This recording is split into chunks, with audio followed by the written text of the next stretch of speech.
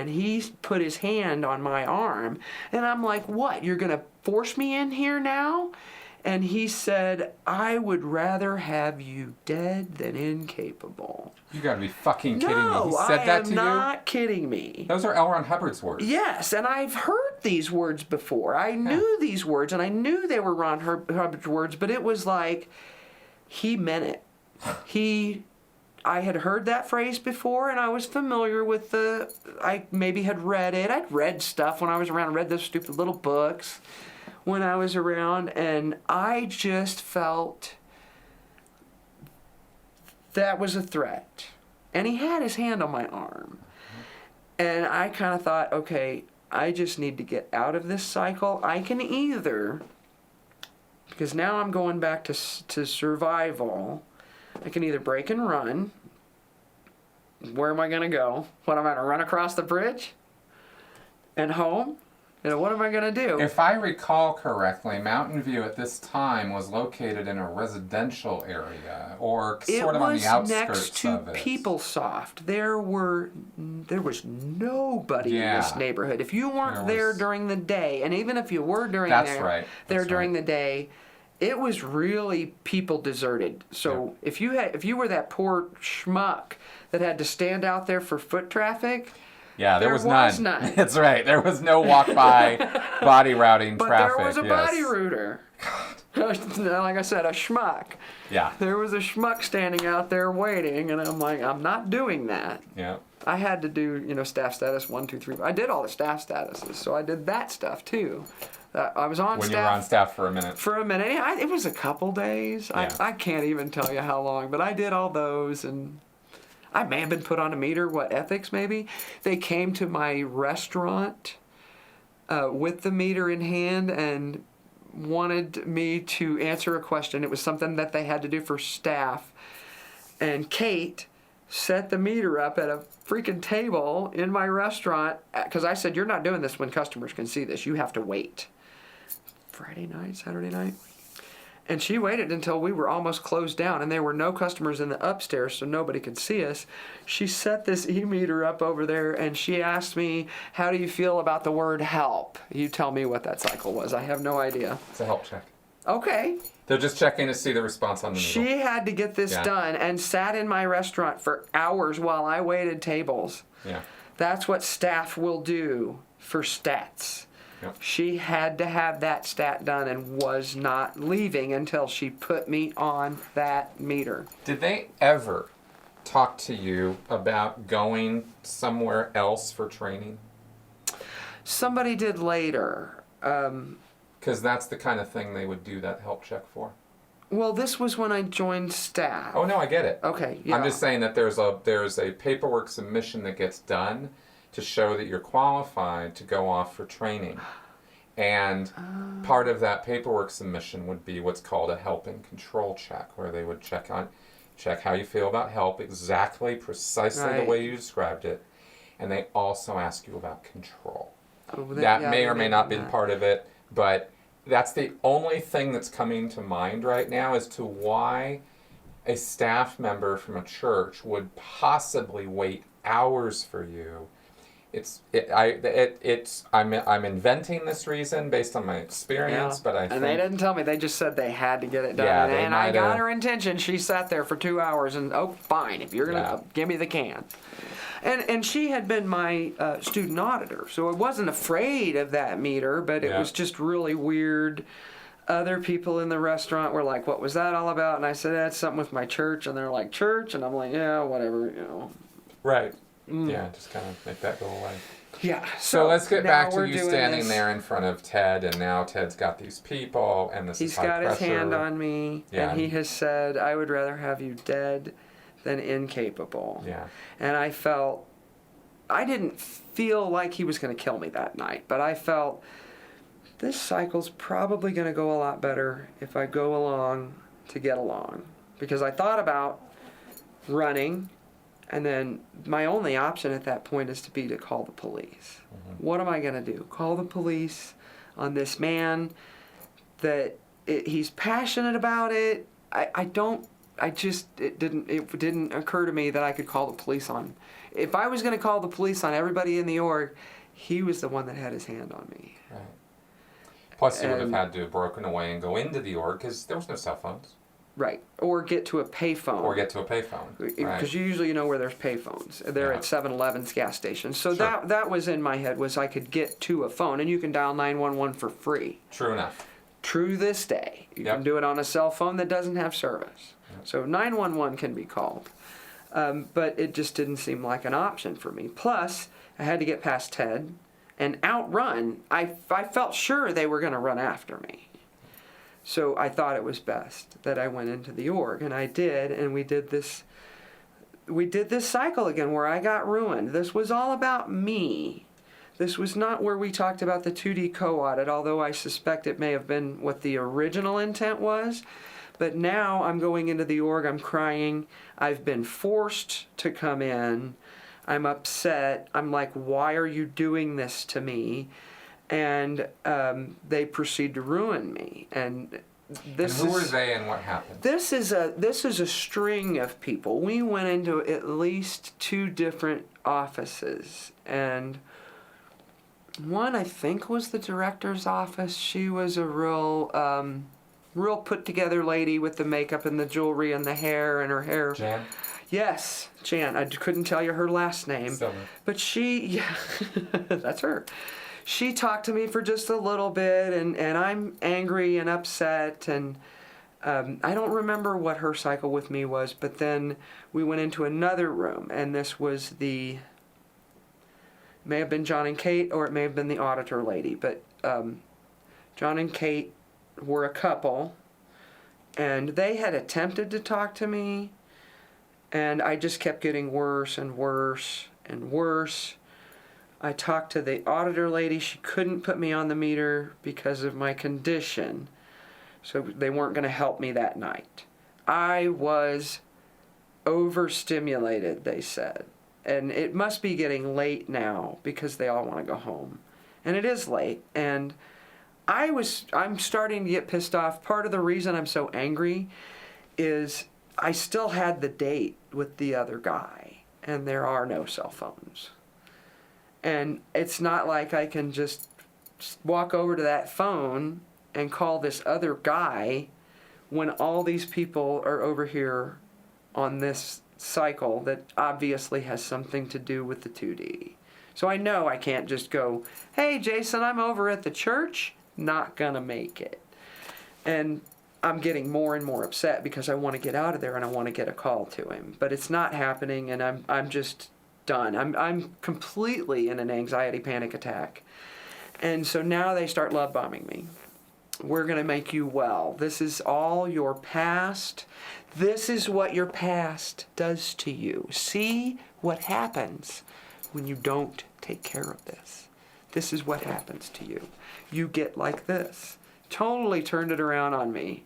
And it's like a master class in gaslighting. Not only that, but all that stuff that happened to me before the love bombing, all that stuff that happened to me as a kid, was I pulled that in because I have, evil intention withholds on the whole track. So I'm being, my childhood is as bad as it is, and it was what it was because I'm a bad person. Right. So I'm just a mess. I'm practically a wet blob on the floor. And so they're going to get me out of this. They're going to help me. I needed to go to school tomorrow was one of the things I said. We need to go. You can't go. What do you mean I can't go? These words were triggering me even worse. You can't go to school tomorrow. What do you mean I can't go to school tomorrow? Well, we need to make sure you're okay. So they turn it around and it comes this love bomb instead of we can't let you do that in your condition. Because once they said the we can't or you can't, I'm hearing these words going, don't tell me what I can and can't do.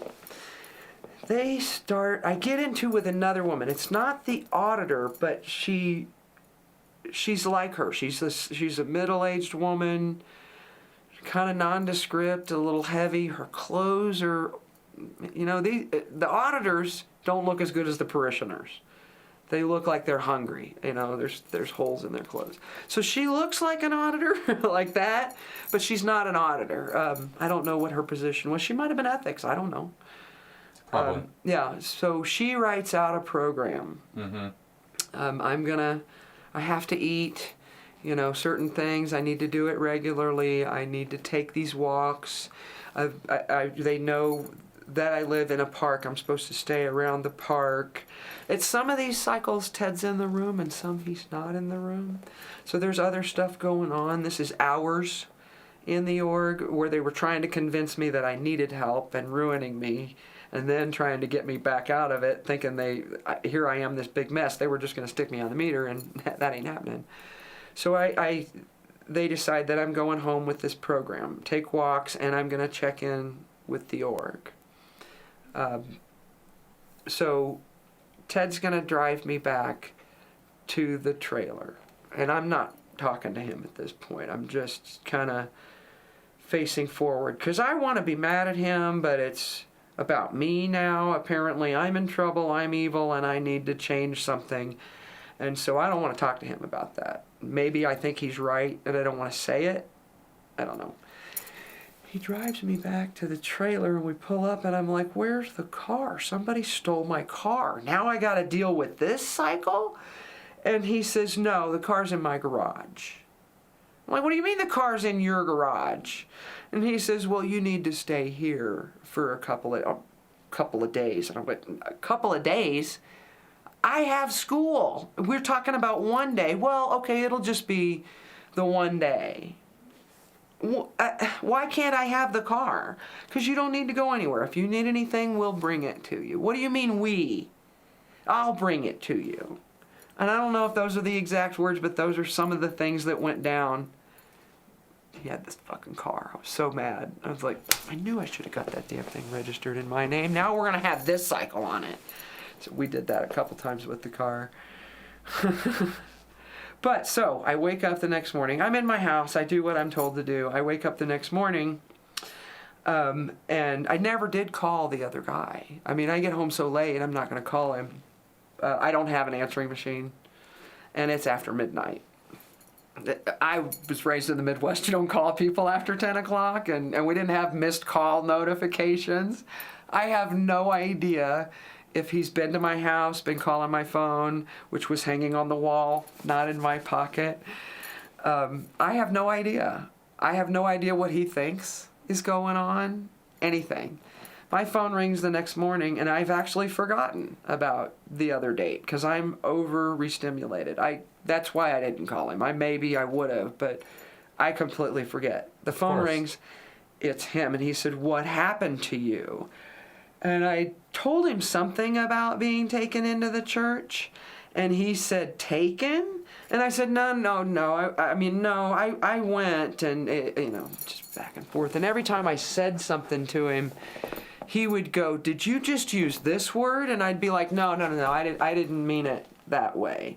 And he's like, "Well, I'm coming over there." And I'm like, "No, don't do that." And I step outside the door, and there's a car there. I don't know if that happened on the phone, but I stepped outside the door, and there's a car there, and I recognize some guy from the org. I don't really recognize the car. And it's not right there. It's kind of over, and there's a person sitting in the car. And I'm looking at them, but they're not looking at me. And I think that's why I said, "Don't come over here." Because I think this person, not saying that to him, but I'm thinking this person is here for me because I'm supposed to check in. But they're not looking at me. And they're not coming to my door. So I just said, "Don't come over." And I don't know what I told him, but he thought I was crazy. I'm sure he was mad because I blew him off for a date. And I said I'd call him later. Later today? I don't know. It's going to take a couple days to do this. "Are you going to class?" "No, not today. I'm too sick." "What do you mean you're sick?" "I'll get in touch with you later." So now there's this guy outside, and I'm waiting for him to come to the door. I figure that's what he's doing. And I'm just getting my food, making my tea, and I'm not looking for him or anything. I'm just waiting for somebody to knock at the door, and I figure I kind of get lost in what I'm doing, and after a while, I sit down to eat, and I'm like, the guy never came to the door. And I went to go see if he took off, and he's just sitting there in the car. That's it. That's all he did. He just sat there in the car. And this was a staff member from it was the a church? staff member that I recognized. Nobody I had any contact with. A guy, he may have been in the HGC, but I don't think he was supervising classes or anything. Okay. He was around a lot. Mm-hmm. He picked up a lot. Seemed like a Guy Friday kind of thing. He didn't really have a hat that I knew of, but he was around. He wasn't like a security guard or anything like that. He just seemed like he did a lot of stuff around. I'd seen him with mail, walking around with the pink OCAs that came in. He would ferry those back and forth. Maybe he was like a messenger or something. But back and forth, taking stuff here and there. I never interacted with him. I didn't interact with him then, and other than to say hi back and forth because he was always moving around on them. And now he's sitting in a car outside your house? Just sitting out there, and they had told me that I was very sick and that I needed to do these things, and so I kind of convinced myself that he was there for my safety, and I just kind of... Wow. Yeah. So you interpreted that as a good thing. Right. And one time, I think, I'm trying to remember how, I don't remember if Ted took me or Kate picked me up, but I went back into the org either that day or the next day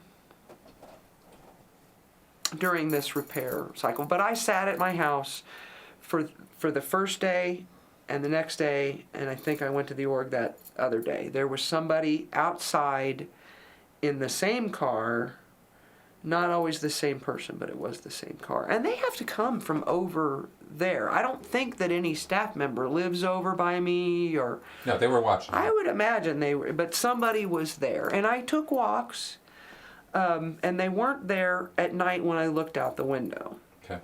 And I can probably tell you why, because it's a trailer park in the middle of an industrial area, and there were no lights. I couldn't have even walked to civilization from there. It was pitch black this way and pitch black that way.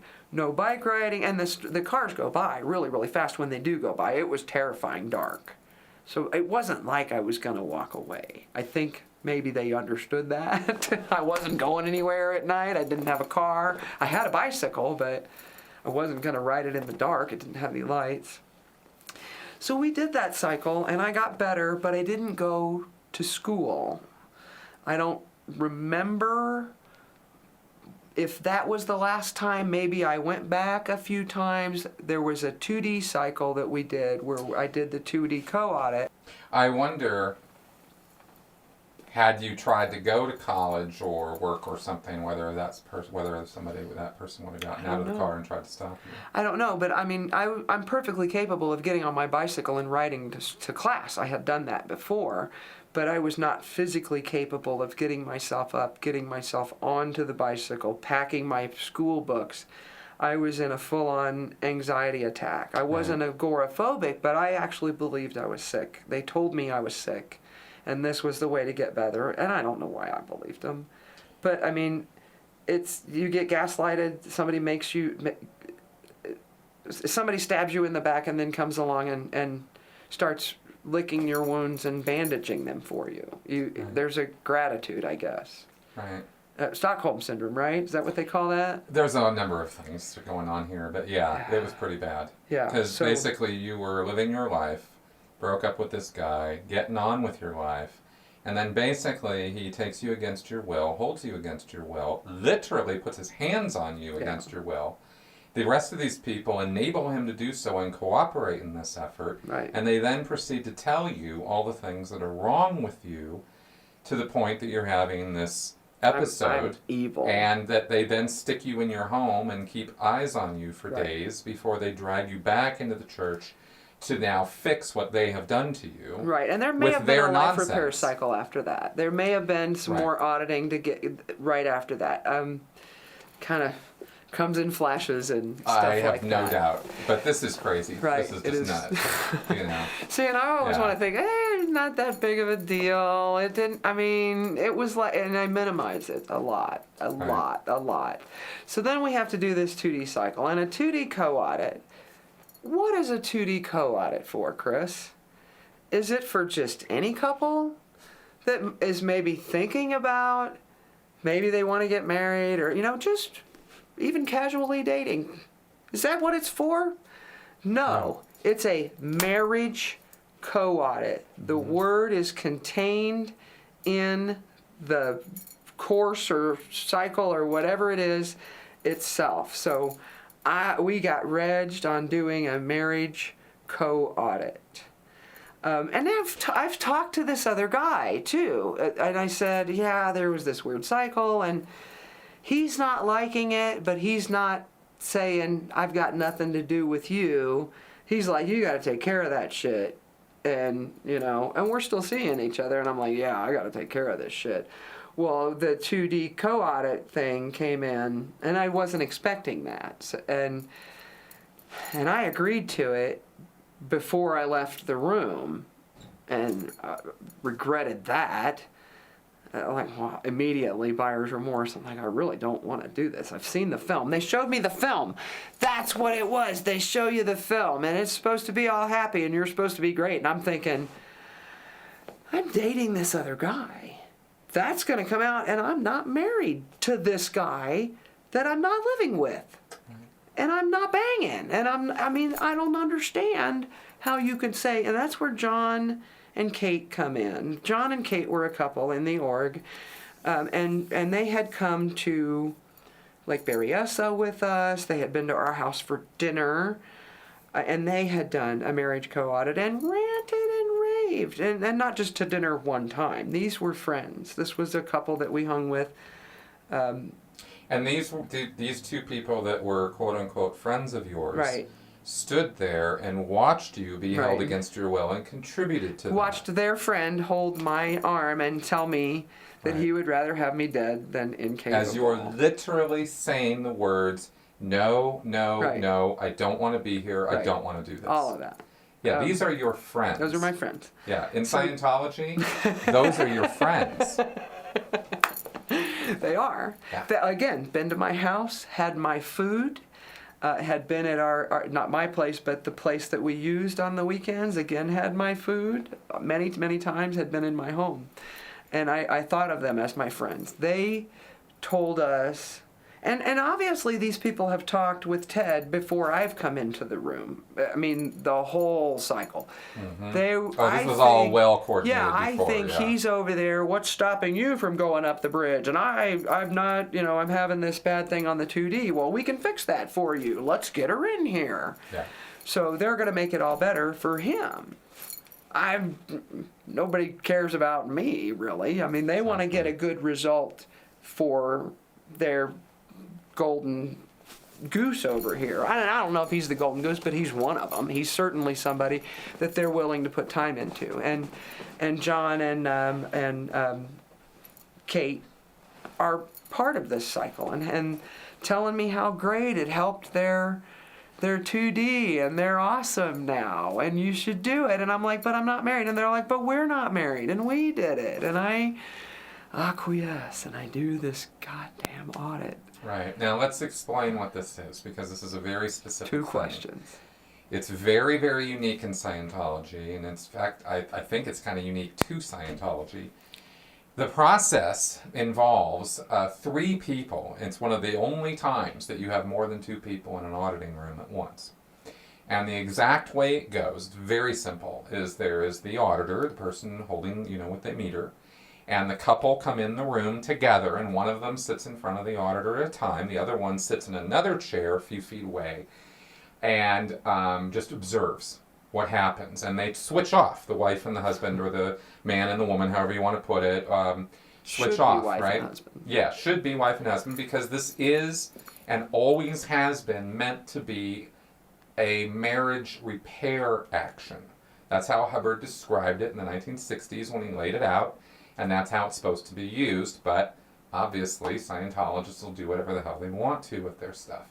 So the person who sits on the meter picks up the cans, the auditor says to them, let's say that it's Bill and Mary, okay? So let's say Bill's sitting on the meter first, and the auditor says to him, after he sets him up on the meter, what have you done to Mary? What have you withheld from Mary? What have you done to Mary? What have you withheld from Mary?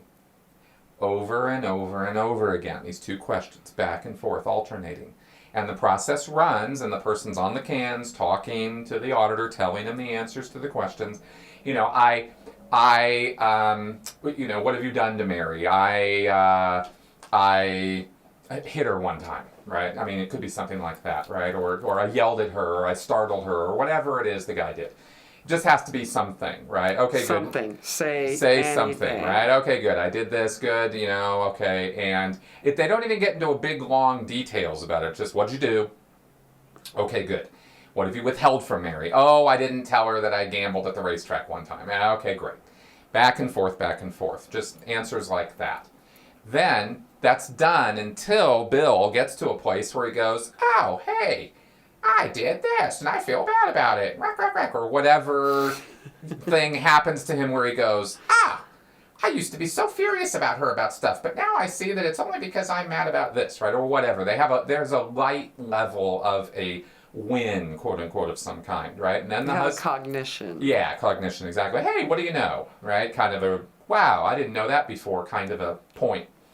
Then they switch, all within the same session.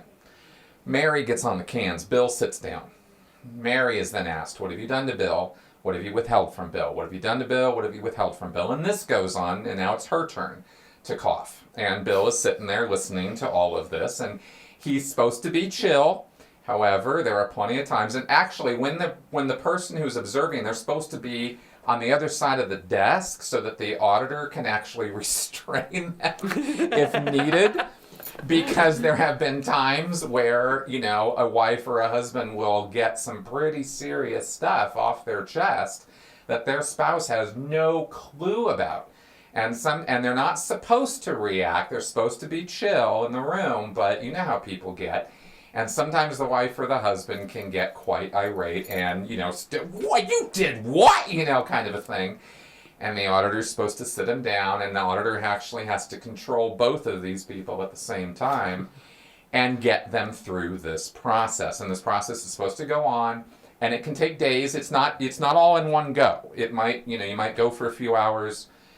That's it for the day. Then you come back the next day. A few hours of what have you done to Ted? That's right. What have you withheld from Ted? Exactly. Or what have you done to Christina? What have you withheld from Christina? Exactly. And then you get to hear this stuff, so you're getting, maybe he did have some withholds on it, so we do the thing. Yep. And there was at least one point where he was on the cans and got stuck on something, so I got sent out of the room and he stayed with the auditor, and then I had to come back in and he told his withhold whatever they did, right? Yep. So now I don't remember which day it was, but this is brutal fucking therapy. It's awful. It's awful. It's a bad thing. Yeah. Let me please also just throw a little editorial comment in here, by the way, that this is all based on the idea.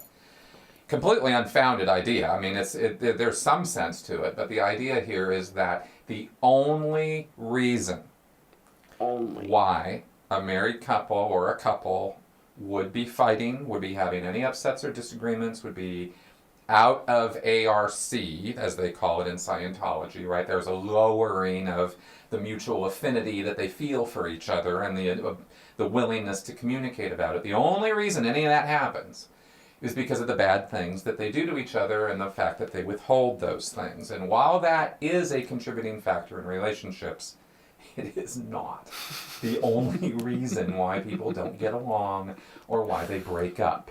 And some couples should never have been couples in the first place. And this is not going to salvage those kind of relationships, but it makes Scientology will insist that it will.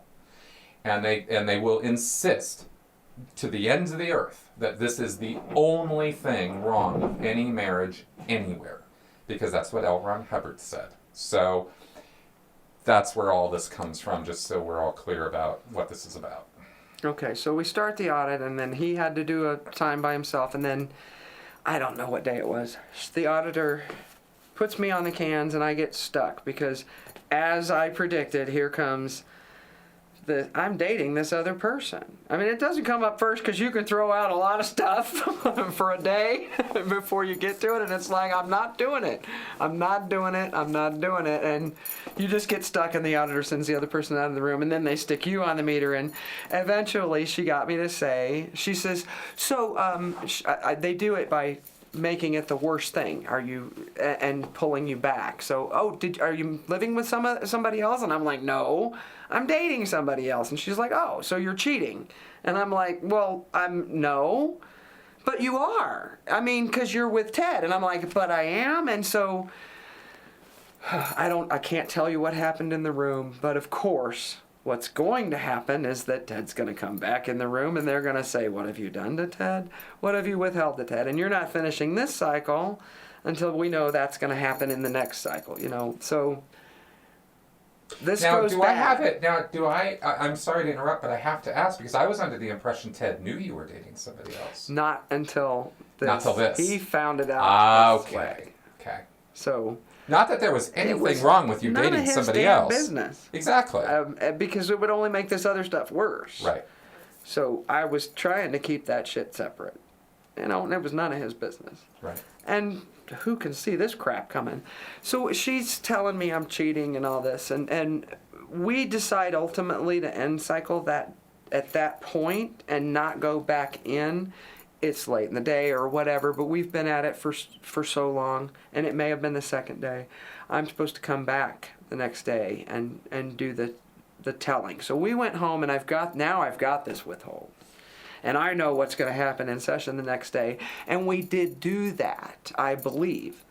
After that session where it came out, because he reacted weird, I took off or something. I ran away, and I was gone for a day or two. I went to the other guy's apartment and said, this is really strange. It's really weird. I didn't say it was a bad thing.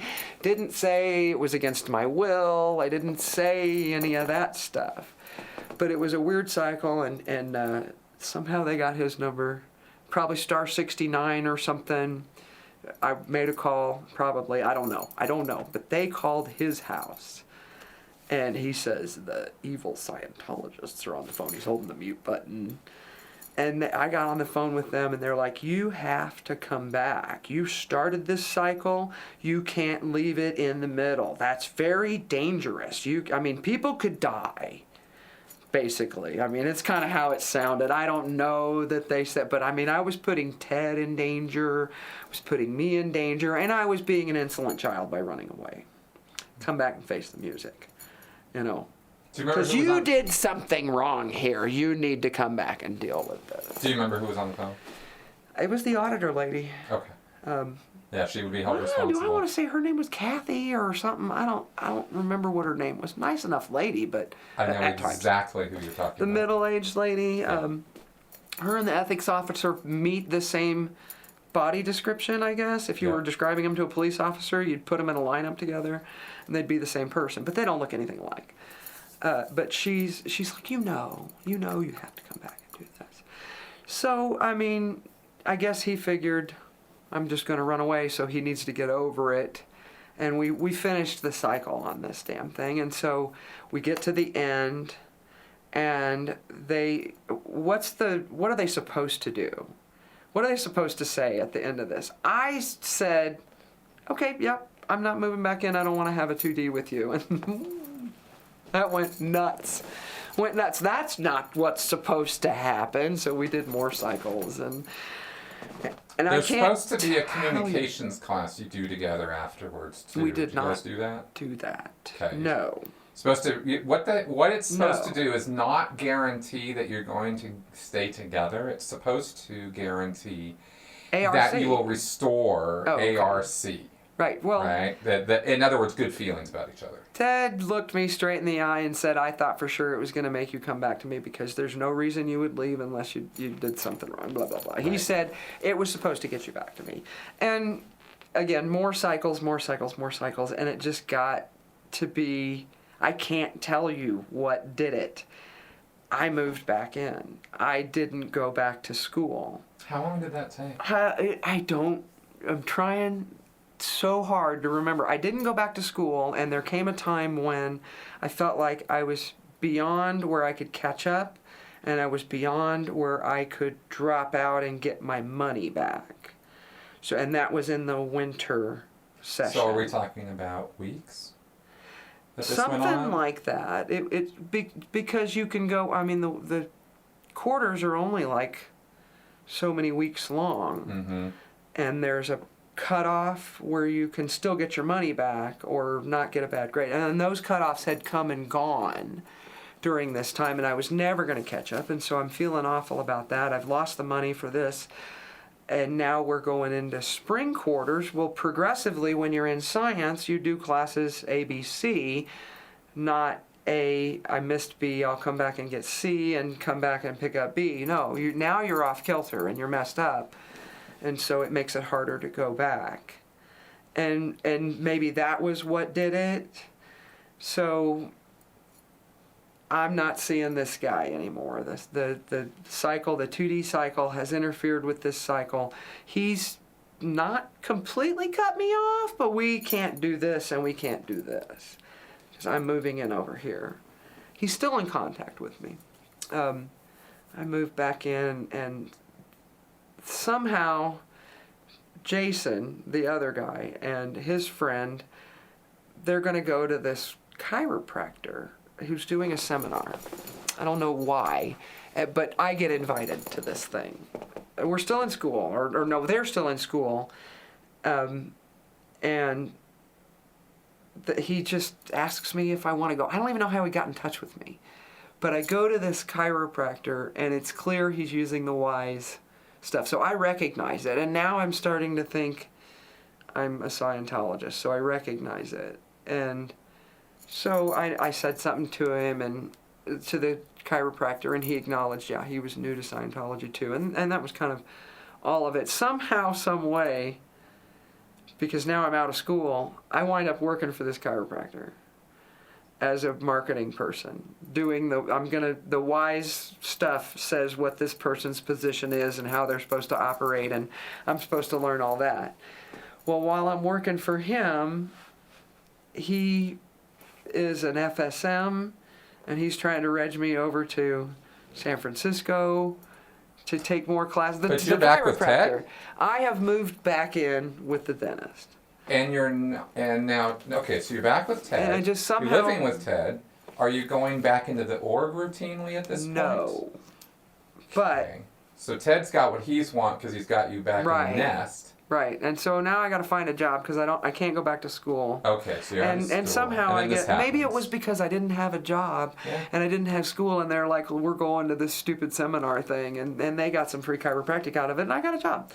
Because now we had that affinity with the Scientology, and the chiropractor is the one who got me over to San Francisco, and maybe that guy was a Sea Org rep of some sort for ASHA or AOLA or LA Day or something like that. Well, we're throwing a lot of our acronyms around. Let's just clarify a few things. When Scientologists bring new people in, they're wearing a hat called the Field Staff Member, or FSM. This is something all Scientologists are heavily encouraged to do by their local church staff members. The staff members at the churches are contracted staff members. They're paid dick all. They're not paid anything, but they're contracted because they're getting free Scientology services in exchange for their work, and they're contracted as religious volunteers, specifically in the wording of the contract, so that they cannot go to the Equal Employment Opportunity Office or any labor contract, any of that, and say Scientology's cheating me out of money, I'm not getting minimum wage, all that. They can't do any of that because they're signed on as religious volunteers, and they've legally signed an agreement that says they recognize that. So they don't get paid anything. But field staff members, the public guys who bring new people in, get commissions. You get a 10 or a 15% commission depending on if you're selling books or services.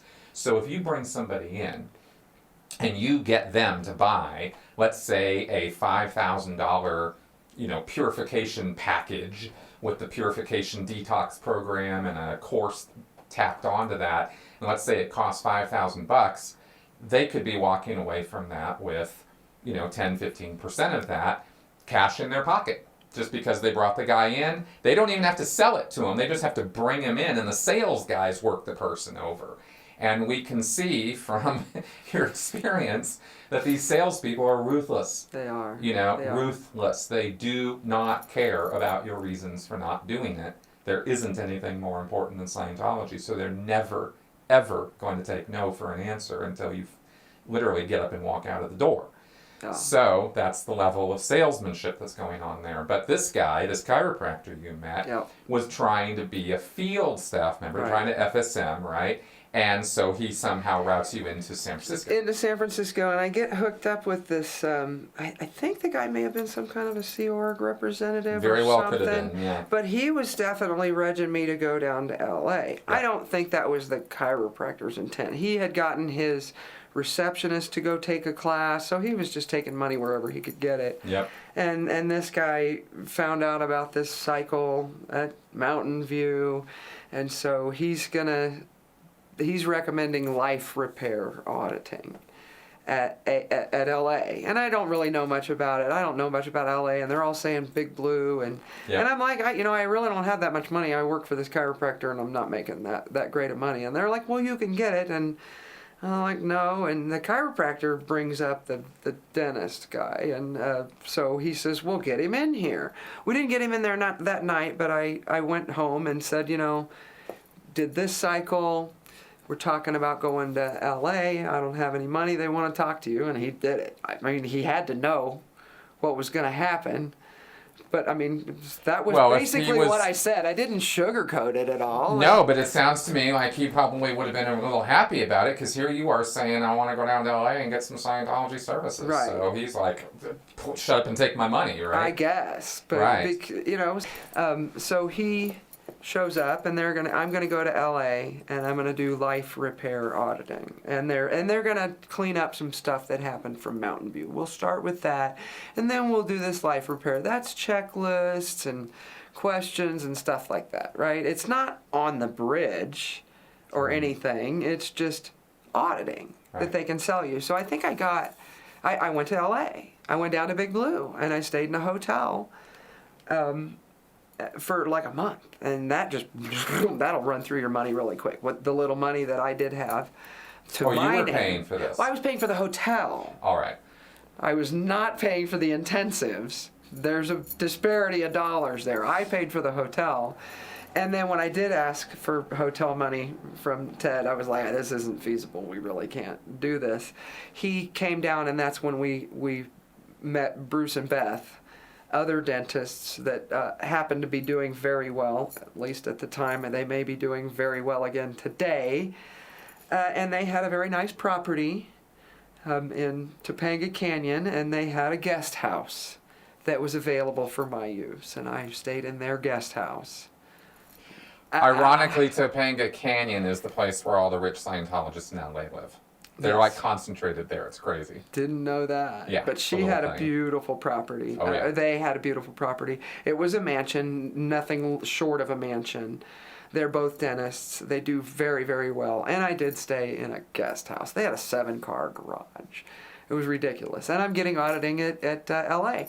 But when you get auditing at L.A., you don't get auditing all day. You're there all day. But you might get an hour and a half in the morning and an hour and a half at night. Mm-hmm. And it's not every single day. Sometimes you're not going to get anything on Saturday or Sunday, or one day of the week you're not going to get anything. And then when I was down there, there were events going on. Everybody went down to the free wins. Mm-hmm. So delivery of services stopped for a couple of days. Oh, is that you happened to be there the time that the Free Ones was in like Puerto Vallarta or San Diego or something? Close, yeah, it was real. It came sailing around. Everybody went down there. Yep. They shut down the org. That was I missed that day. I was actually, while all this was going on, I was in Santa Barbara. Yeah. As a staff member. Yeah. And the day that everybody went down for that, I was working or something. I missed that day. It was one day I could have seen I didn't get to go either. Yeah. So I sat back at the org, and it was quiet. There was nobody there, like a security guard, and of course even the Sea Org recruiters were gone. I didn't get bothered by them. But no, Big Blue is a big building, and I got the auditing, and I was constantly regged by the Sea Org guys. Constantly. To join the Sea Org? To join the Sea Org. Okay. There were veterinarians there, women, that were getting auditing with me upstairs at the same time. It didn't look like it looks now. They were still renovating it at that time. It looked very different back then. Yeah, it was the old, Cedars Sinai? Was it? And it still looked very hospital-ish. They've really softened the edges on it and taken that look away from it, because it still had a hospital look to it and a hospital feel and kind of an institute feel. Now it looks completely different and has a completely different feel. That's right. And we didn't have that red street next to the brick streets and stuff. Yeah, nice. Brick street. Nice. Yeah. But they had the promise of all that, and so when it came to fruition eventually, I was like, oh, they did get it done, so they can get something done. But down there I stayed in Bruce and Beth's guest house for 2 more months. Took my Purif down there. I did one class in the course room. Couldn't say what it was. I did a drug rundown and the Purif. I'm sure I did those together. Mm-hmm. And I think it might have been 3 intensives of life repair. But the whole thing took... The hotel, maybe it was 3 weeks that I was there, but the whole thing. By August, back up to Mountain View.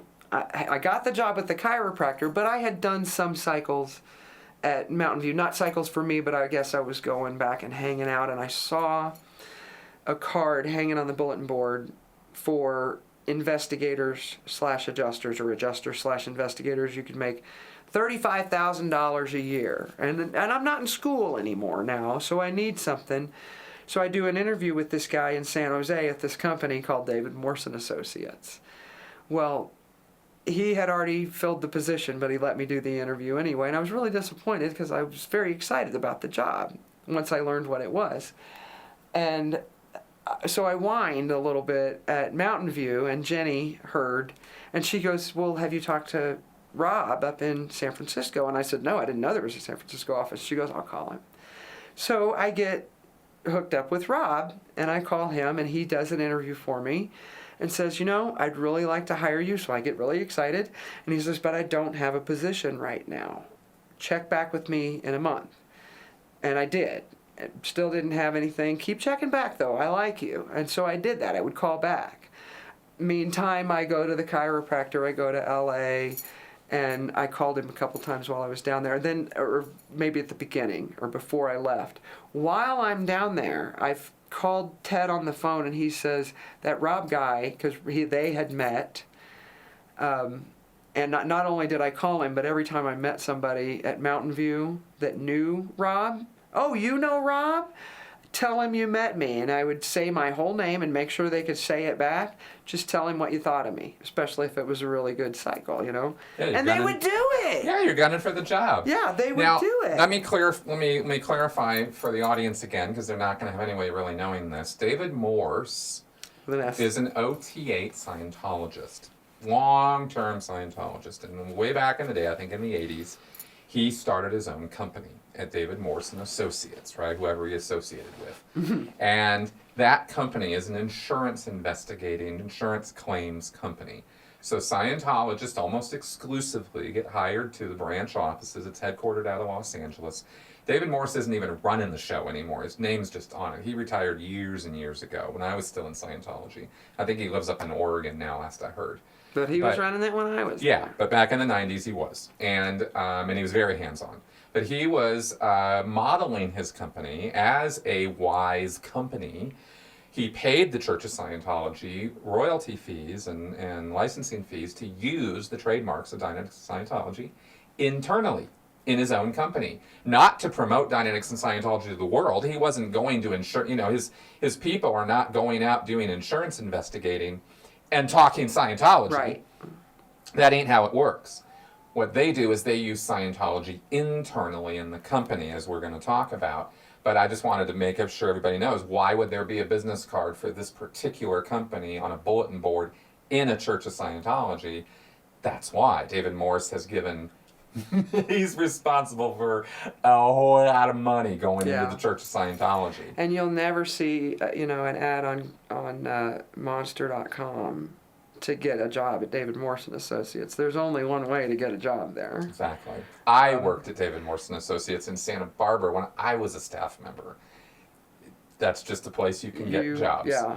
And so consequently, it actually makes you look kind of elite to the outside world, because nobody can get a job there. You worked there? Yeah, I had an in.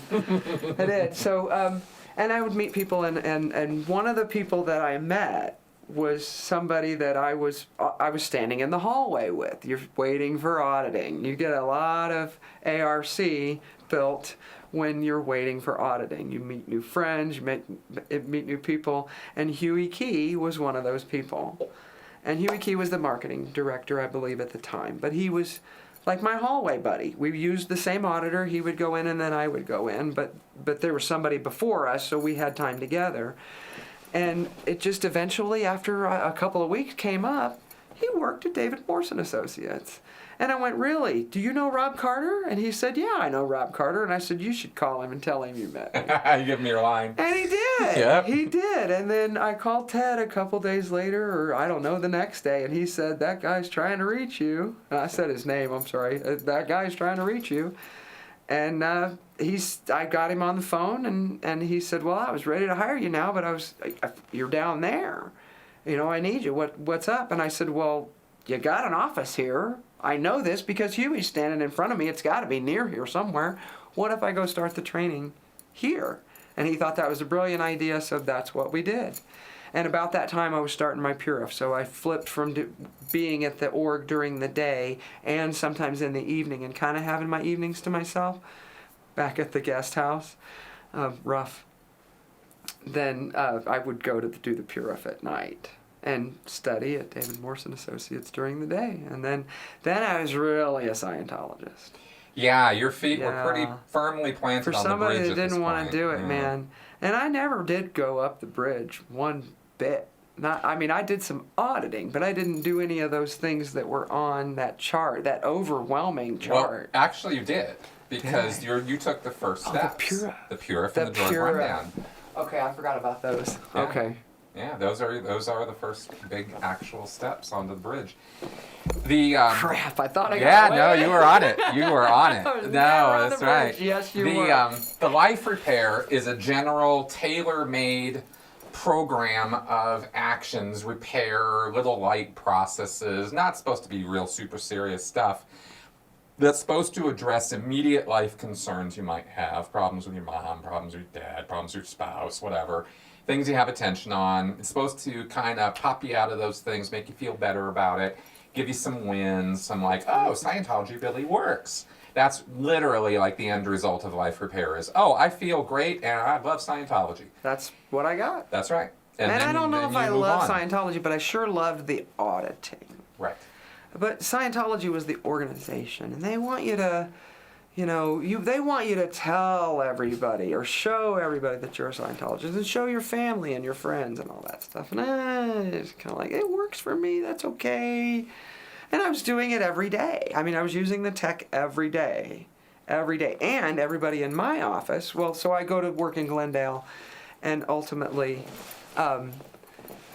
when I finish my Purif and whatever auditing I'm doing down there, because now it becomes a little less important, I'm excited about this job, I return to San Francisco and to do this job, and I'm still living with Ted, and I'm starting to work in the office and running the tech.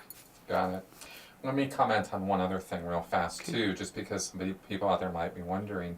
You go from Mountain View, San Francisco to L.A., like, all this bouncy. the churches compete with one another. Yeah, I didn't know that. I thought yeah. they were working in concert. Yeah, no, they put on a public face that they are, but it's cutthroat competition between them because there's a limited number of people who want to do anything, have anything to do with Scientology, and these guys, try to steal each other's people all the time. So. Yeah, especially in the Bay Area, because you got about 5 different churches there. It's actually pretty concentrated amount of orgs in one little small area. Yeah. San Francisco, the highest concentrations of Scientologists in the world is in Los Angeles. The next one's in Clearwater. And the next 2 are debatable as to whether Portland or San Francisco are those 2 places. I don't think Portland anymore. Those were years and years ago. I think San Francisco is probably still it. But when we're not talking about tens of thousands of Scientologists, we're talking about maybe 1,000 or 1,500 or something at the most in the entire Bay Area region. But that's where concentrations of these Scientologists are. So you start working at David Morse. So the training. Let's talk about the training, because you have to learn how to become an insurance adjuster. Correct. And this was they have different regulations now. So, and I slipped in under those, but we had to go back and do them because it was like 2-3 years into it where you had to do this licensing stuff and background checking and things like that. So they can just start you as an adjuster. They can just put you in a chair and say you're an adjuster. And they give you training manuals with check sheets.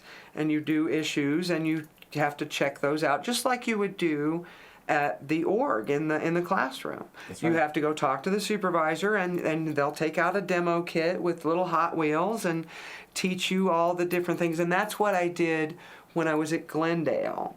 I wasn't actually working any claims. I was doing the training and starting these check sheets. And I finished them when I got up to San Francisco and started jumping in right away as a green adjuster. I learned things like acceptable truth. Really? Like what did you learn about an acceptable truth? Well, the first thing is they think that adjusters with David Morse and Associates are very highly trained, experienced people. And here I am, and the only insurance experience I have is pushing a mail cart in a regional center.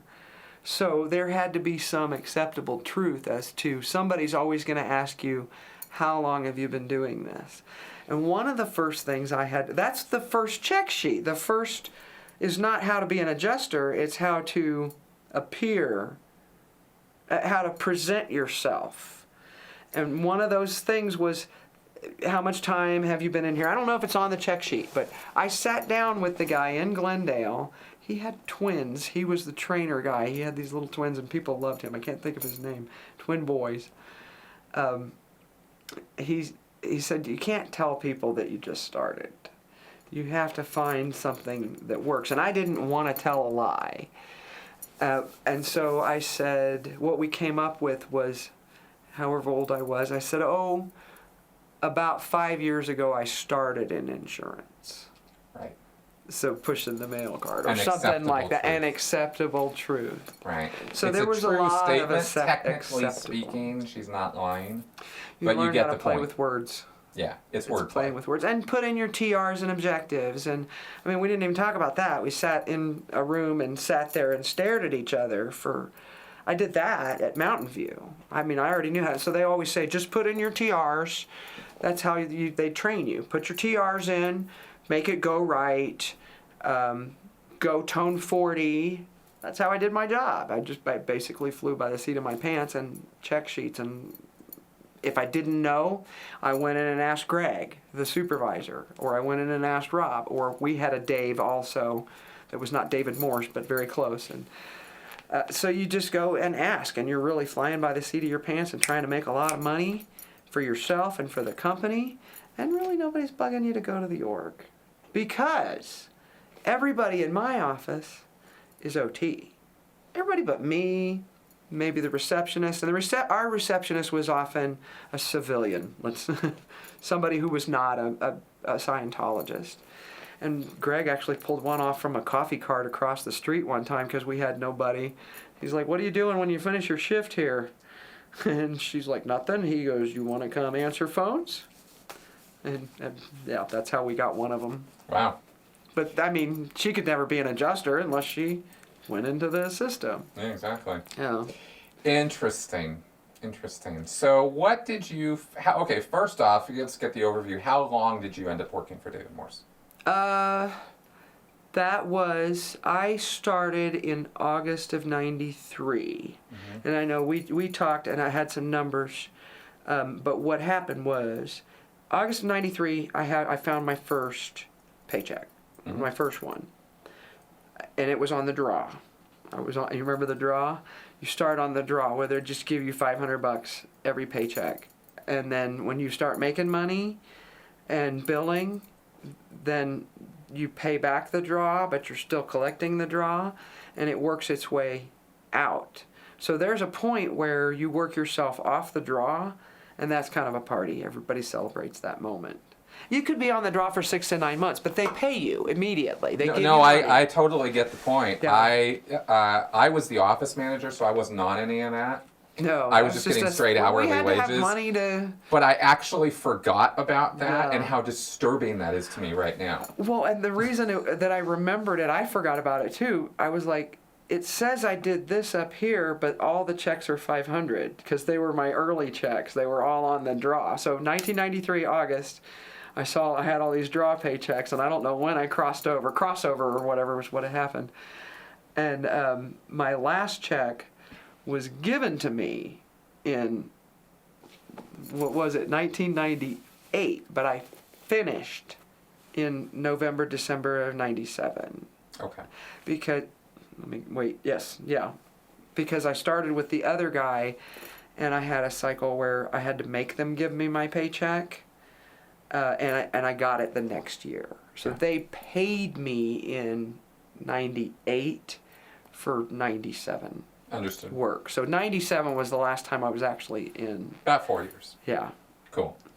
But I didn't leave the job. I mean, I left that company, but I didn't leave the job for 25 years. Okay. Got it. So, what would you say looking back now, right? I mean, we've been kind of walking through the experiences, and in terms of this company, you know, I've talked now about how it's a wise company. They use Scientology within the company. So, having done this for as many years as you have, in and then out of David Morse, what was different and unique about David Morse? Well, I mean, I've never at, a regular Joe Schmo insurance company been put in a condition of treason. A condition of treason? Yeah, or emergency, or any. I've never actually been put in any condition. What do you mean, condition? Well, apparently my work stats were not up. And I couldn't say treason, but I know I've never been put in a condition. And if I did a treason formula, which I may have, I don't know, then I don't remember what it was for. Unless it was the John Denver thing. It may have been the John Denver thing. John Denver was killed in a plane crash, and I wanted to go down to the memorial, and I said this out loud at work, and I did not know that apparently John Denver might be an SP. News to me. I didn't know. Okay, so we might have to find this out, because I said it out loud, and one of the other coworkers his eyes got crazy big, and then Rob came walking up, and he goes, "She's going to the John Denver Memorial," and he goes, "No, she's not. She's going to be right here working. She's in," and that may have been when he put me in treason. He put me in a condition. For Saturday morning, I had to be there. And I later found out John Denver had some cycle with the church, so we'll have to figure that out. I'll have to look that up. I mean, he was a pot smoker, but that doesn't make you an SP. He kept me from going to John Denver's memorial, and I will never forgive you. Got it. Prick. Rob. So, conditions. Yeah, so I got put in conditions. And what does that mean? What do you have to do when you're in conditions? Well, your stats need to be staying steady or going up. So you either need to be producing 40 hours a week, and that makes sense. You need to show up and produce 40 hours, and they didn't want you to produce 40 hours a week, but you needed to produce steady stats. And by producing, we're talking about producing not just, minutes of your butt in a chair. We're talking about billable hours. Billable hours. Hours they're making money because you're working on a case. They were getting the money, and I was getting a cut of it. Yep. So they're selling me. Exactly. Right. It's kind of contract work is what you do. So billable hours is definitely the commodity that we're doing. So I'm having to go out and do the work and do all that stuff. And they want your stats going up. It's really not okay for them to stay the same. If you do that 1 or 2 weeks, that's probably okay. But they want to see an upward trend. And I'm always thinking, that can't last. Exactly. How do you stay? And they're like, it needs to be on an upward spiral. So you would tank your stats on purpose, so you could get a nice lower base, or come back from vacation and you're in emergency because you've produced no stats, and so you got to work a formula. But there was some dumbass formula I had to walk around and ask everybody to accept me back into the group. Liability. Yeah, liability. That's the one. I was in liability a lot. That means you're in trouble. That's what that means. Those are stupid shit all the time. Those are called lower conditions. Yeah, I was in lower conditions. Liability was my friend, I think. Yeah, because the conditions go in this little ladder, right? And when you're producing and wonderful and everything's great and there's abundance, it's called affluence. And when you're normal, it's normal. It's just, it's a little bit up, right? And then there's emergency, which is flat or a little down. Danger is a steep dive down. And then there's non-existence, when it just down to zero. And when you go on vacation or something, it's going to non-existence. You ain't there, right? But then you have conditions below non-existence, where Hubbard describes that you have taken on the color of an enemy. You are now a liability to this organization. That's the condition you're assigned. That you have to run around and do all these steps and make up the damage and decide who are your friends. And, you have to do these 4 steps, right? Which is constantly keeping you in trouble. Right. And that's the highest of the lower conditions. Then there's enemy, and then there's liability, then there's doubt. Doubt. I don't know if I want to do this anymore or not, right? You got to do doubt. Below that, there is enemy. You are an enemy of this group. We are formally calling you an enemy. And the step for the condition step for that is find out who you really are. Right. And then treason. And there's a step for the condition of treason. Treason is low. Well, then there's confusion below that, which is just you're a mess. But treason is you have literally betrayed the trust of the group, and you're a horrible, awful, disgusting person. Like you want to go see a John Denver concert. So there you have to... No, his memorial. He died. Yeah, his memorial, that's right. There was no chance to see this ever again. Right. So treason is find out that you are. Right. Go figure out what that means. I spent hundreds of hours in Scientology figuring out what that means for me. You knock yourself out. That is just all this mental fuckery that's going on. These conditions are all about that. Yeah. So anyway, I just want to explain what that's all about. Well, that's what I did, and meanwhile back home, I'm doing this, and I am actually producing. I do a lot of. I'm in affluence a lot. Mm-hmm. But what else did we do that we didn't do? Well, I never got put on a meter, and that was only threatened later when I was leaving. Yeah. So check sheets. Nobody uses check sheets. Yes. In an in-house training facility. Yeah. Right. And they don't want you to go outside to get training, which will get you calls from recruiters that are going to want you to come to work for other companies. They don't want you to take those outside classes that get you letters after your names. Yeah, because then you might find out that people get paid real money.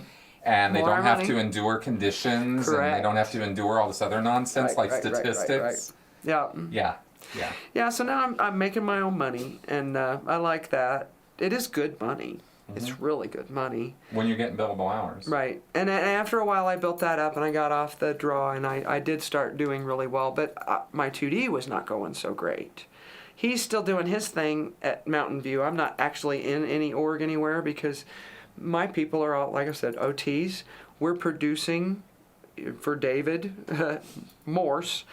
And he's not telling everybody they need to go in the org because they're all producing for him, and he's giving money. And so we live in harmony, really. We get called sometimes to go to a CCHR a protest or something like that. Anti-psych stuff. Yeah, and I never liked showing up for those because there was always somebody standing across the street taking a picture, and I didn't want them to take my picture and splash that across somewhere and say, look who's a Scientologist. So I've got good tricks with my hair.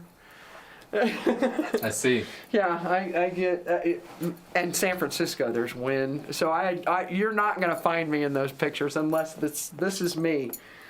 That's me in those. So if you see those, that's me. I didn't like doing those, or I'd get to the back of the crowd. Sometimes they'd send a van over, and this didn't happen very often because it disrupts business. This was just if they really needed bodies, they would call us because Rob was like, "No, you're not getting my bodies." And I'm sure David had his.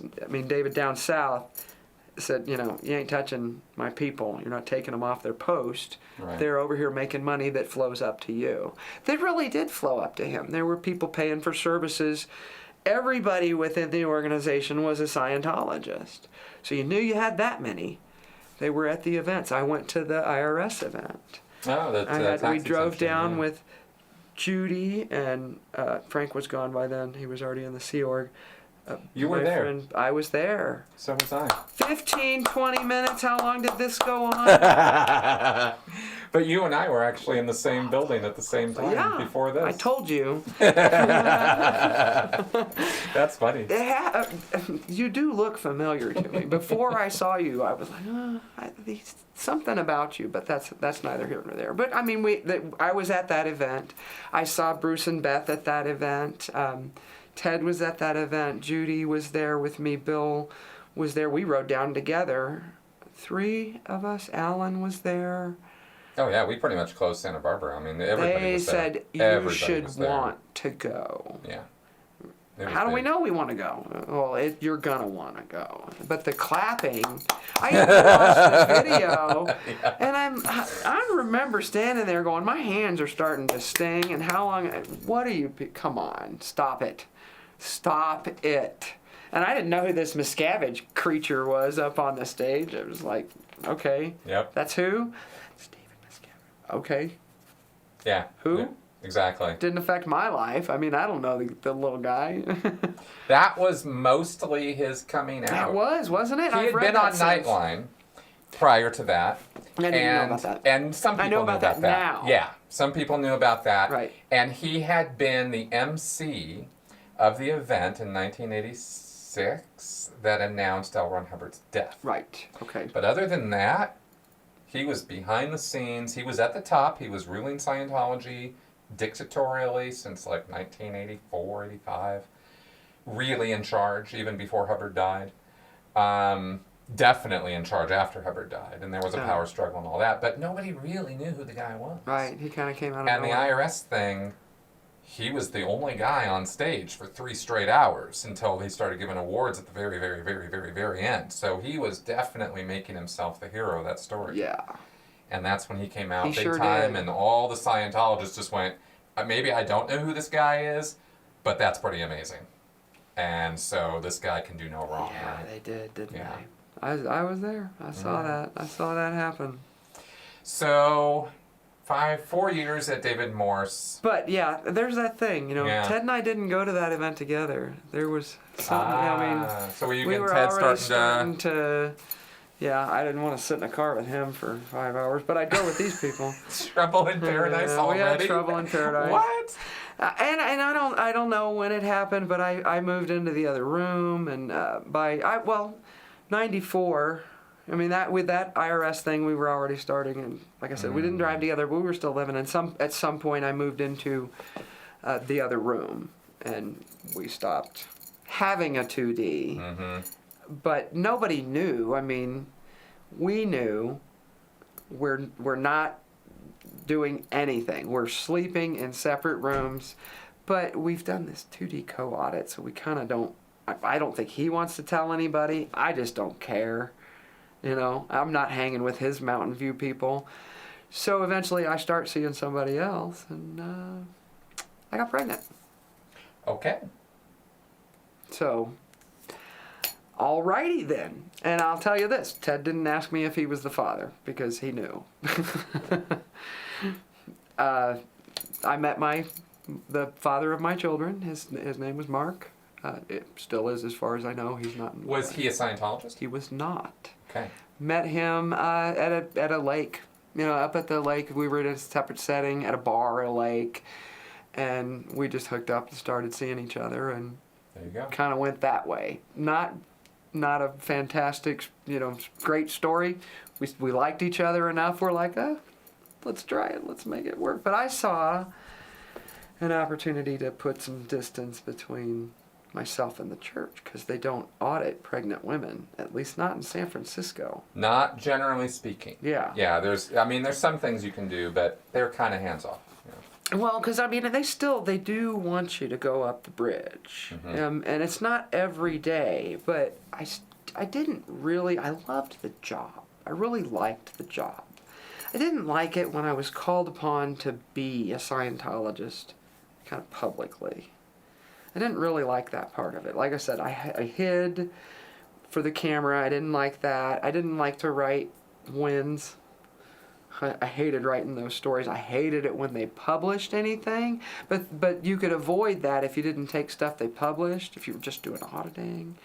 I'm sure my Purif is published somewhere, and my STCC, but I'll stay. Well, generally speaking, those success stories, what they do is every time you finish a service, any course, class, major counseling service, like you do that purification detox program and you get it done, they have you sit down and they check you out on the e-meter to make sure everything's cool, and then they ask you if you want to write a success story. If you don't, something's wrong. Right, you're going to go back until meter. you do. So you better have something. Yeah, so people learn pretty quick how the game works, and they just come up with some success at the end of all of these things. And they like to publish them, but sometimes not. Anyway, they just sit in your photos for the most part. And it's... I liked the job. I didn't like the conditions. Yeah. I didn't want to move up the bridge and become all able like everybody else. I kind of just wanted to just work and then I got pregnant, and we decided we were going to do what we were going to do. And I put the distance obviously between me and Ted. It was like, sorry, I got to move. And I moved in with the father of the children now, but child at the time. And this time Ted was done? Well, I think he might have anticipated that I was eventually going to come back or something, but there wasn't the emotion on it like it was before. He was definitely surprised and a little bit pissed and said, just go. And that was the end of our cycle. Okay. Yeah. So no grabbing you by the arm and telling you we'd rather have you dead. It wasn't the complete end of the cycle. We fought over that stupid car a few times. But during my first year at DM&A, I bought a car, and we had a big fight about that. Because he's now letting me use the other car. Again, letting me use the other car. Right. Which originally he gave to me, and then it became he's letting me use it. And I didn't like that. I was like, okay, I'm making the money here. And I saw this car parked on the street with a for sale sign on it. It was a nice looking car. I wanted it. And I went and bought it, and he threw a fit. And so those fits, that like, you're going to leave me. You're just buying this car so you can leave me. And I'm like, you're just keeping that one in your name so I can't. So you kind of knew where he was coming from. Right. So I'm going to have the ability to leave if I want the ability to leave. Right. And fought about this car. So those were the kind of things we were fighting about. You're going to leave. Yeah, I'm going to. And so when I got pregnant, it was like, yeah. There was distance to be put between me and Ted first. But then I saw advantages to it. Because when it came out at my office that I was pregnant and getting married to somebody that was not Ted, I got put in some condition. I don't remember which one it was. But Rob was mad that he didn't know anything about this cycle, and I don't remember what the condition was, but I had to do some write-ups and stuff. And then a bunch of them came to my wedding. I had to do something. Rob was pissed that it was not Ted, that it was not a Scientologist. This was a non-Scientologist. So what his motivation was, I don't know. But you were going to produce more as a Scientologist if you're with a Scientologist. So I would imagine, because I wasn't telling them what was going on in my life. this was sudden for them. The funny and interesting thing about that, again, is nobody's freaking business but mine. Exactly. It's your personal life, and you're being But I got assigned a condition. I don't remember the condition. Yeah. Doubt, probably. I probably had to do doubt in there. Yep. And then liability on the way back up. I'm sure, because you have to do the conditions as you go up. It's not you do this one and you're back up. You do them, it's climbing, crawling your way back up. Right. It's ridiculous. And in a microsecond, you can be at the bottom of the scale again. And we're making money for these people all the time, and yet I'm having to fight for the right to work there. Right. I guess. I mean, for the right to make all this money for them. That's right. That's exactly how it works. I just have to comment on the fact that I'm sure Rob didn't even think twice. You know, the lines between professional and personal life just tend to disappear in that world. Yeah. And it's part of the totalist mindset, right? Which I have to comment on, because the word totalist here really applies. It's total. And it's total immersion, too. It's full immersion. I'm speaking the language all day, every day. I'm going out and talking to people and taking statements from people. I'm doing a real job. It's not some made-up job or some Sea Org job that which probably isn't a made-up job, but it needs to get done. It's a real-world job, and I'm dealing with real-world people and real-world money. So you have to be capable, and David Morse does a very good job of delivering this service, and has expanded. So he's an excellent, as far as insurance claims go, right. But for the church, as far as the wise stuff goes, he's definitely he's the guy. Would you say he's in a condition of power? He is. He is absolutely in a condition of power, and everybody loved David. The ones that met him, he was in the office when I was at Glendale. I've been to his house. He threw parties every year at his house in Ojai, and first it was another one. His house in Ojai, but then he moved to Ojai. He had 2 houses, but he threw the parties at Ojai that I went to.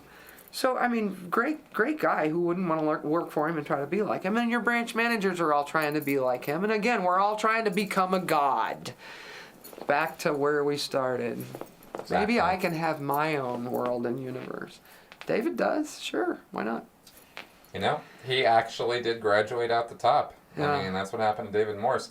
Unfortunately, and we have to comment on this because it's part of the picture, is that David Morse graduated out of the top by crawling over a whole lot of people and causing an awful lot of misery through his company. Whether he did it directly or not, it was done in his name.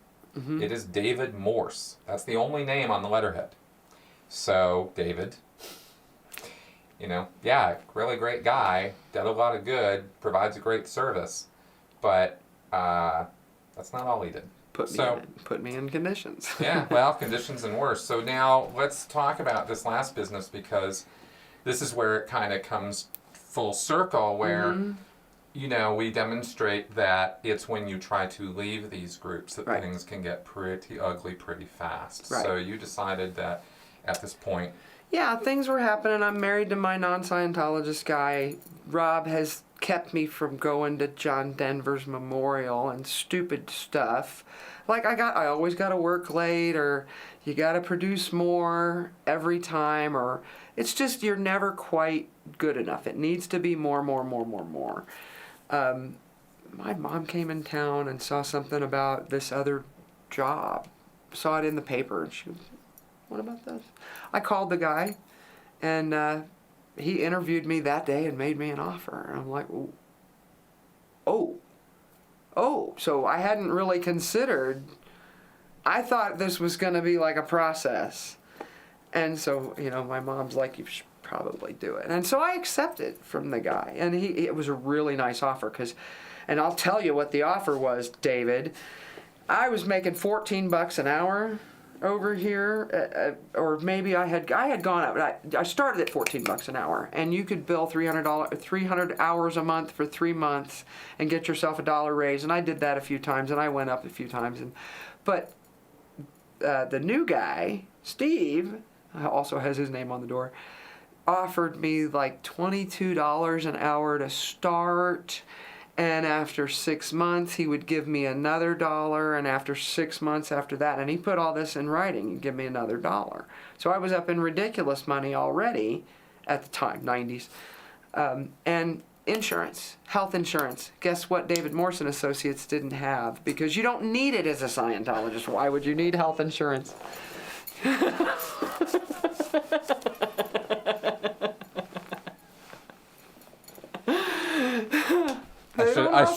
I should have thought of that. You're absolutely right. At least give me auditing insurance or something, a policy that pays for this crap. They gave benefits for a while, but this guy offered benefits, and we were wanting to have another baby. And so we did that too. But I found out. So I take this job, and I have to go tell them that I'm leaving. Well, I couldn't do that day. I mean, the anxiety was overwhelming. But I did tell Steve I would be there in 2 weeks. So now this time is coming closer and closer, and I'm trying to roll out my files and not take new work so that I can just, like, say, guys, you know what, I'm going to go find something else or whatever. I don't have a good plan, but I do want out. But we completely left out a humongous portion of this. What's that? The internet. Oh? The internet. Oh? Yes, the internet. The internet happens in here? Yes, the internet happens in here. And what happened on the internet? I hope you should edit some of this. My husband, the non-Scientologist, had built this computer that he was playing his games on, and we heard about this thing called the internet. And this is what, 95, 96? Yes, we had to use, nobody in the office could use the computer. It had to be an assigned person in our office. In our office, the receptionist would do your searches, your skip tracing and that kind of stuff. They would run that. But once the internet came in, I can't even believe I forgot about the freaking internet. Once the internet came in, we needed to do searches, and they didn't want us doing the internet search in the office. And I'm like, but I've got internet at home. I can do that. No. You need to fill out this form. That's how stupid it was. Fill out this requisition form, what you need searched, and you give it to this guy. Later on, he became something like an ethics officer. No kidding. He was somebody different that came in later. But he was the guy that would do your internet lookups for you. And I was annoyed that I couldn't look up crap on the internet when I had this computer at home. And it kind of grated against me a little bit. And I hadn't really been doing anything on the internet at that time. I was busy. I had a baby. And my husband was playing video games on it, so I had to kind of fight for time on it anyway. But at one of these days, I'm going to get on there and I'm going to surf the web. That's what I'm going to do. Right. So yeah, before my mom came out and I found that job, I had started to surf the internet a little bit. And I had seen some of the Scientology sites, the early ones. They were a lot of graphics. They take a long time to load. It was dial-up internet. Dial-up. And one night, I don't know, I guess I had some time. It was my turn to be on the web. I don't know if my husband was gone or what, but I had some time on the web. And I didn't want to wait for it to load or something. I started clicking on some other links. And they were further down, I guess. And it was critical information. One in particular was a guy talking about a piece of blue sky. Let's sell these people a piece of blue sky. And that was the name of his website, was A Piece of Blue Sky. It was not any big critical site or anything like that, but it did have a contact button on it because there was some information on there. And having been an air ambulance dispatcher and an FAA controller, you always have to know, and a journalism student in high school, you have to know how old information is. And the information that he was saying was very critical of Scientology and was counter to everything that I knew and all the tech that I was using every day and working conditions to get better that seemed to kind of work. You know, my stats always came up, and maybe I just didn't want to get in trouble anymore. Who knows? I started questioning this whole lifestyle that I was living. And I wanted to know how old this piece of information was, because I didn't have any of these books. The internet's now brand new. The books themselves are not on the internet. And I don't know if they are now. They're probably available for download, but some piece of information, I wanted to know how old it was. And I hit that contact button and I filled in the message and sent it. I don't know if I wanted to know how old it was or I was disappointed that I didn't know how old it was. I didn't know that I was communicating directly with somebody that could then communicate directly back with me. I'd never sent an email before. We didn't have computers at work where we did this. I'd heard about email. I knew of it. And this guy sends me a message back, and we're in Windows, and it pops up. And he's talking to me, and I think people can see me. Through the computer, I'm suddenly very exposed. I think he could be a Scientologist, and that I'm in trouble. I mean, I broke out into a sweat when this email came through.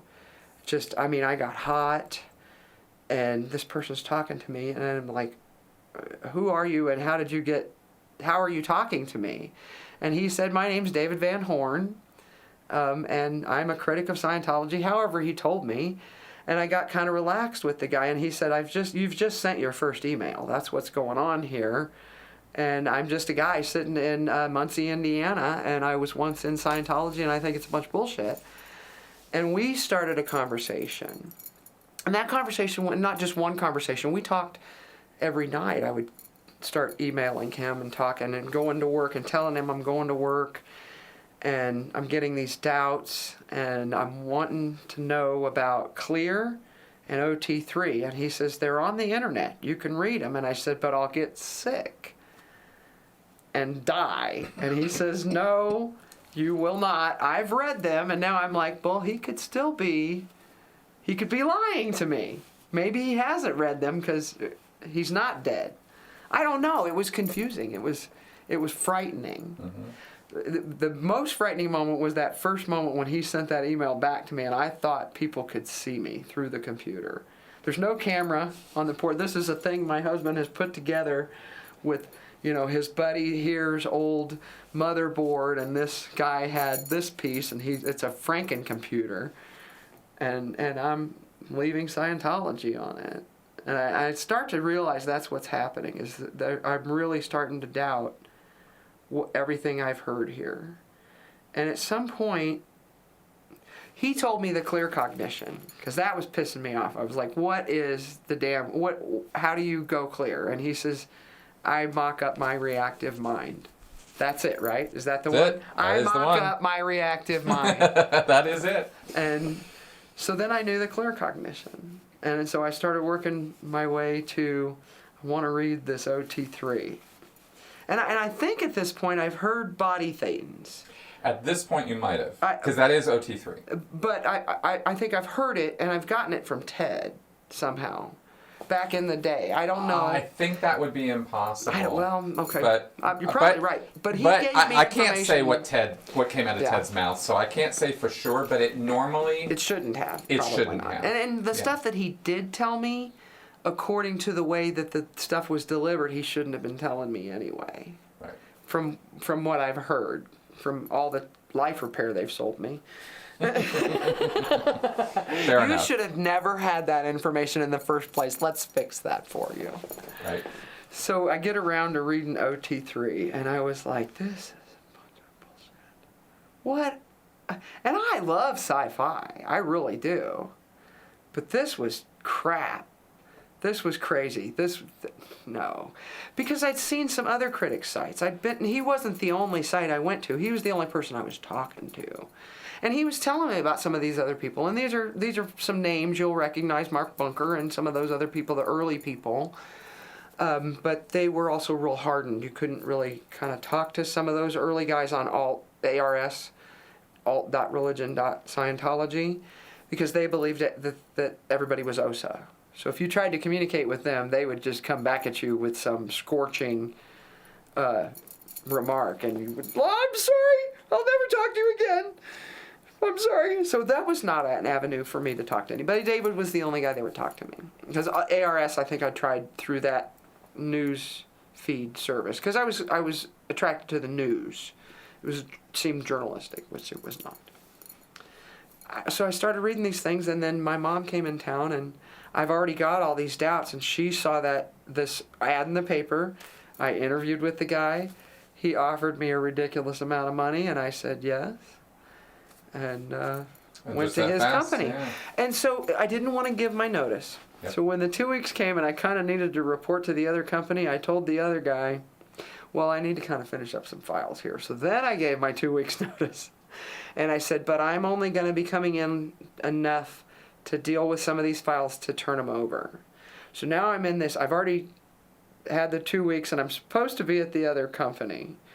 And the first week that I'm showing up for just a few hours a day to bring these files to a position where they can be turned over, I'm getting shit every day. Why would you want to leave the company? And I just want to go, guys. I want to do something else. Didn't tell them I had another job. Again, not their business. I don't want to tell people where I'm going, what I'm doing. I think they're going to follow me over there. At some point, I think the third or fourth day, partway through this week, because I'm doing this back and forth, and my new boss, Steve, knows that I'm going back and forth between the two companies. And it's fine because I've got a low desk over there, just a few files. I was only going to work a few hours over there anyway. Not a big deal.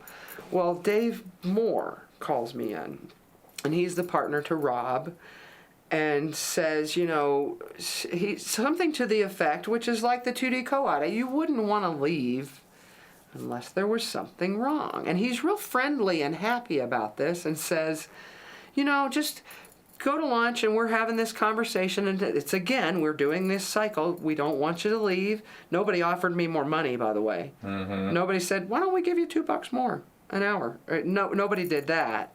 It was all about me wanting to leave, and why would I want to leave? David said, go get some lunch and come back, and we're going to put you on the meter, and we're going to find out what this is all about. And I had a friend that knew, and you guys on staff, you don't talk to each other about nattering. Well, we could do that. We were in a different environment. We nattered all the time, but they were already all OT, so they could natter about whatever they wanted to. They didn't need to go up the bridge. Nattering meaning complaining, bitching, criticizing, fault finding, yeah. Whatever the topic. And this friend was the office manager, particularly when Rob's wife, who was the office manager, was at Flag getting sec checked. Rob was at Flag getting sec checked. Somebody was always doing a sec check somewhere, so one of them was always gone. And Rob may have been gone during this. I don't know. So my friend Chris, another one of us, he had been on staff at San Francisco and got the job at David Morse & Associates after he left staff over there with a freeloader's dad. So I knew he was disenchanted, but he needed the job, and he was a musician after hours.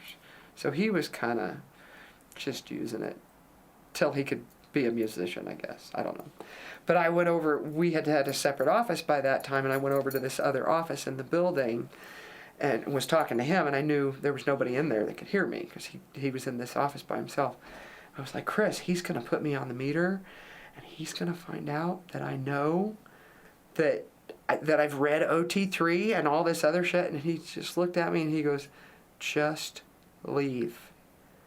And I'm like, but all these files. And he goes, Christina, we will handle it. Just leave. And I left. And I didn't go back to the office. There were a couple of people that popped up out of, well, there was one guy that popped up out of nowhere a couple times. Andy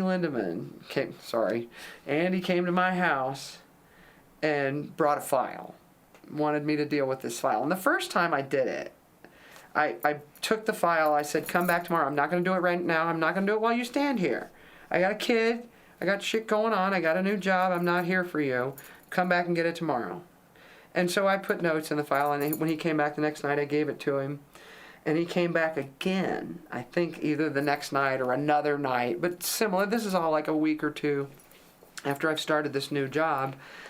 And I said I didn't want to do it. And I ran into him again. It didn't leave the file that time. And then I ran into him. I was at this new company over in Danville on the East Bay, way far away from San Francisco where I was. And on the other side of the parking lot is a Burger King, and I'm at this Burger King, and then suddenly Andy is at the Burger King. So I think he knows where the office is. He acts like he's just there. I don't know, but wow, he acts like he just happened to be there. He didn't have any files, but he certainly talked to me and came in after me or something. He came up behind me.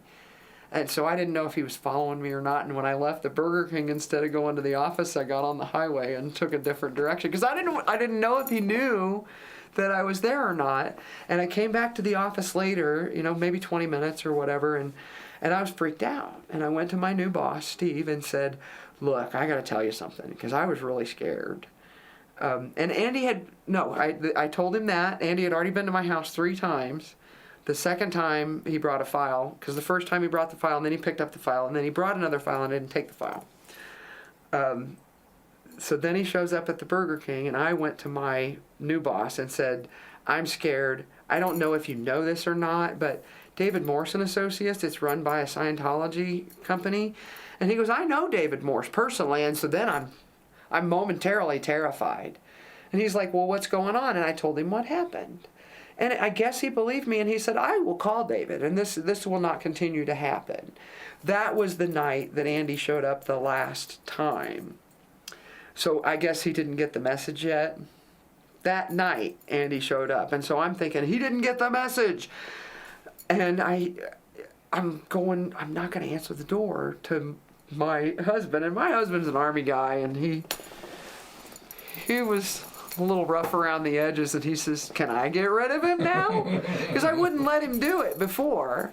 He could be menacing and scary looking, and I didn't know what he was going to do, and I'm like, you get rid of him this time. And he had this stupid little air pistol. It looked like a Sig Sauer automatic handgun, and he opened the door with it, his trigger finger sticking straight out, doing the Army thing, and he's got it in his hand, and he's like, whatever he said to him, I saw Andy's eyes go to the gun and go, whoop, and he almost stumbled down the stairs. I just remember him say it was almost clownish at the time, and I was like, he's not coming back this time. He didn't take the gun and point it at him or anything, and I was thinking, did he open it with the shotgun or did he open it with and he had I remember his finger sticking out because they think they're cool. They don't hold it on the trigger. It's how you're supposed stick to it hold straight it out, and it was funny and it was scary at the same time. But then he never came around again, and I got pregnant again. We tried to get pregnant again, and that happened. And when I found out I was pregnant, I also found out I had cancer, cervical cancer. Because, Scientologists don't need doctors. No. So you don't go get regular physicals and pap smears and stuff like that. And I'd had a baby, so I thought I was pretty good. And no, I had full-on cancer, and I found that out the same day that I found out I was pregnant with my youngest daughter. So now I'm going back to the OT3 thing. And and it was an awful, awful, terrible cycle. I had to go to doctors, all the time. And I ultimately had the baby, and she's fine. And I just kind of stopped thinking about Scientology and what happened and how I used to think about other people that weren't Scientologists, and the crap that I thought and believed, particularly about myself, that I pulled it in, that this is my fault. I still had those feelings, but I stopped thinking about Scientology. And it's been 22 years since I stepped into a church, but I got a lot of mail. I tried to get that mail to stop. It wouldn't stop. So last year, some guy from San Francisco org called me on my cell phone. Pretty sure I didn't have a cell phone when I was at San Francisco org, so I already think something's fishy here. And he called me by my maiden name. What's the skip trace to you? Of course, and I'm an experienced skip tracer myself, so I'm like, what illegal method did you use to get this number? He said, it was in the file, and I said, no. I haven't been in your org in 20 years. I've only had this cell phone number for 5. So tell me again, what illegal method did you use? And I was not really being calm. My youngest daughter was there. I was amping up and up and up and up and up, and I finally decided, because I'd never done it before, I was scared, I'm going nuclear. And I said, do you have a personal relationship with Xenu? Can I tell you about Xenu? And all the mail has stopped. That's how you do it. Calls. Yep. So I guess last year I left Scientology. There you go. That was it. That's was my how it nuclear works. option right That's there. right. And yeah, he stopped talking to me. Nice. And I hope that he goes and asks somebody who Xenu is. Which he probably would have had to do, and they would have said, Well, erase that phone number right He hung up now. awful fast. Yeah, but I'm sure they got rid of the number and took me off the mailing list, and I haven't seen any of that mail since. But for a long time, I did read, the completions to see who I knew that was still in, and I still see names, people that I used to work with. We lost two from David Morse and Associates, a married couple.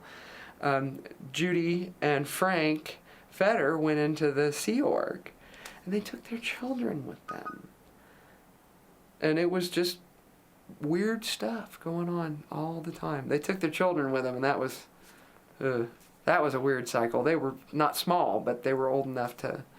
The daughter said, "I'm not going to the cadet org. I'm going to the Sea Org." She probably took one look at that and went, "Going over here I'm sitting at the big table. They got better food." Or something, I don't know. Something like that. But Judy turned around and came back a couple of months later, and nobody ever explained what happened there. I thought you signed a $1 billion contract. What are you doing back working at David Morse and Associates? You're not wearing a uniform. Nobody ever explains weird stuff like that. Had a friend, Bill, that worked there. He was dating another OT girl. She got cancer and died. I didn't understand how that happened. She had a stem cell transplant and had radiation and all this other stuff. I thought you were OT. What? I don't understand. So my own cancer was terrible, and I had a lot of other body issues I had to take care of, and I haven't been looking at this. Right. Well, you got away. Finally. Yeah. Well done. I'm working on the rest of it now. Cool. Because, I've heard you say before, you build your own trap. You build your own trap when you're in, but you can take that trap with you and continue to use it, and it can continue to keep you prisoner if you don't do something to counteract it. And I've only just taken up that journey now to get some of that garbage out of there and stop feeling like this is my fault. I mean, this is my life, this is my responsibility, it's going to be what I make, but it's not my fault. Exactly. It's not my fault. And I felt a lot of loss over the last few weeks after we started talking. I didn't get to go back to college. I didn't get to finish it. I turned the David Morse and Associates into a career. People, they think that's a great company to have started from, and it's worked really well for me, but I'm working my way out of that and trying to go into something else now. Done with that cycle too. Cool.